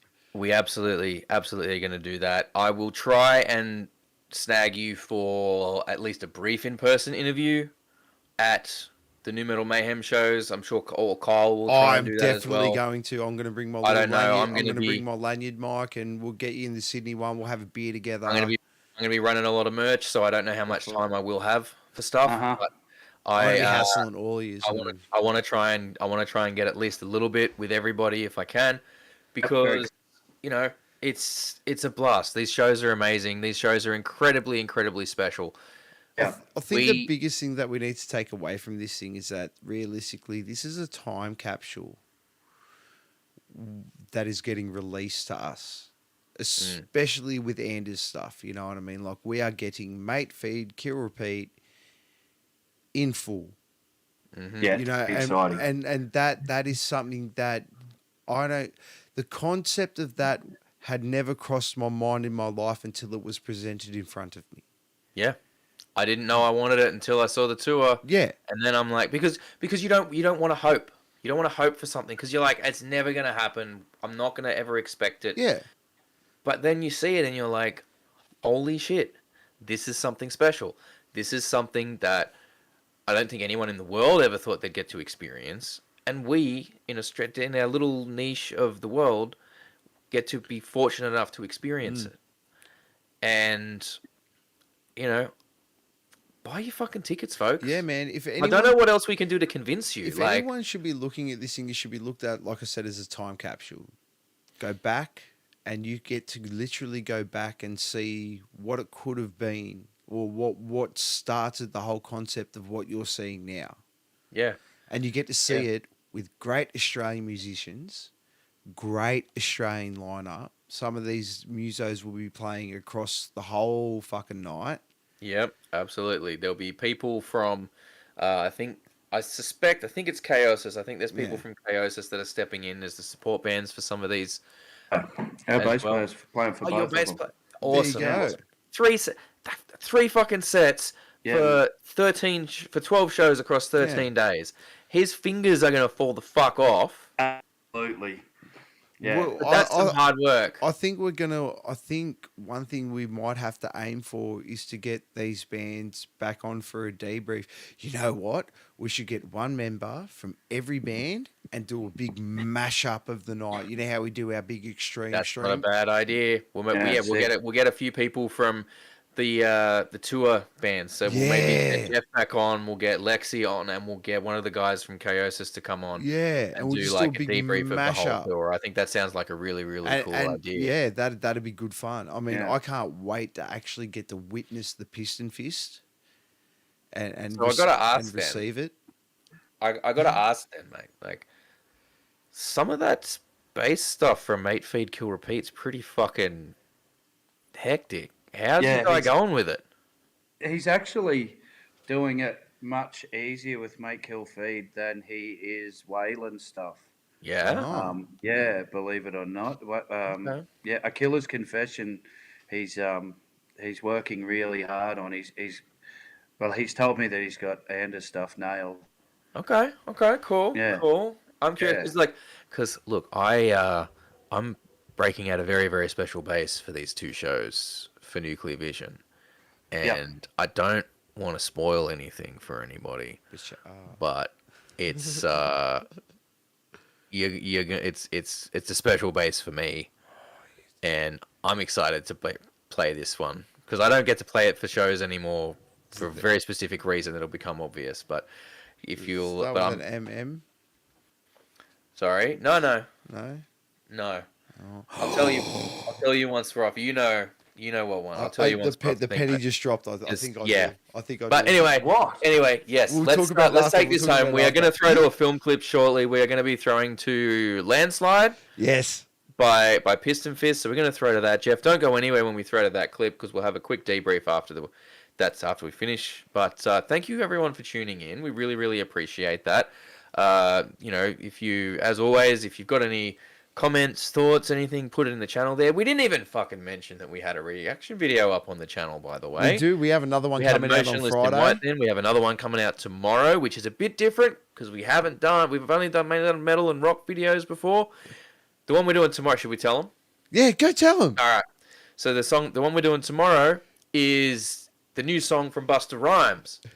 So we're veering out of the metal circle into that one. I really, really liked it. I gotta say, I really thoroughly enjoyed it. So. Very yeah. What's your reaction? What's the reaction? We don't want to spoil nothing. And then I think we have another one coming on Monday as well. We got another one. We did the new Static X song. So we got a bunch of those. Worried about that one. And we might actually have a bit of an announcement coming soon to the channel. That told him. We don't want to say nothing. We don't want to say nothing yet. But there's a bit of an announcement coming to the channel that we're pretty excited about. But we'll hear more about that in time. Anyway, thank you very much for watching and tuning in. If you're still watching at this point, like, share, subscribe, all that good stuff. We do weekly live streams such as this. We do reaction videos, reviews, gig reports, all kinds of good stuff. So if you got songs you want us to react to, albums you think we should review, pop them in there. Even if they're retro, we'll try and look at some retro reviews as well, retro reactions. Yeah, we do want to start that new one, retro reactions. Yes, thank you so much, Jeff, for coming on and talking to us and spending your evening. For having me, guys. Don't go as we said, New Metal Mayhem is coming up. I don't know what else we can say to convince people to buy these fucking tickets, hey, mate. I really, really don't. No, it's just going to But- be, we're going to make our videos afterwards and we're going to do the Get debrief out. and everyone's going to be like, I wish I fucking went. Yeah, everyone's going, I wish I went. Well, you fucking, you know, And we're going to have the Whatever. sauce. yeah, we will have been there, motherfucker. Yeah, You we're want to gonna be have there the too. sauce. I feel like there needs to be an I was there shirt for this fucking tour, because like it ain't happening again. This is once in a fucking lifetime. Yep. So make sure you're there for that. Make sure you're there to check out all the fucking bands. Go and check out Piston Fist album on fucking Spotify, because it's an absolute banger. Thank you again, Jeff. We will talk to you again shortly after the. We'll talk to you again after the stream here, but we're about to throw to that song. Thank you, Kyle. Sorry, I'm all over the place right It's now. all right, I'm man. trying to get this done. Thank you, Kyle. Thanks very Thank much you, to Raph. you guys as well. You put in all the time. I watch your stuff a lot. Man, we Yeah, man, noticed you're a that. big Thank you supporter, so and that's much. appreciated, we man. really do appreciate Hard that. work, and I know you bust your balls, so well done, lads. You fucking Well, champions. yeah, like we just, you know, like I said, we're out here. We love music, and we like talking about music with each other. We do it all the time. And we thought, why not fucking put it to shit out there and see if anyone else likes it. So, and hey, Very right. this way we get to talk to more people, meet more people. We get more band recommendations. We get all sorts of cool shit out of this. So, thank you very, very much. Thank you, Kyle, for Thank helping you, me out Raph. with this. And Thank thank you, you, everyone, Jeff. for tuning in. And go and listen to the album. We're going to play you a song from it right fucking now. Peace out. Take care of yourselves. Peace and love, all that good shit. We'll catch you guys Cheers. next time. With over 100 fires burning in New 2018 South Wales alone, we alone, saw 21 barely of the events that we've seen in 2019.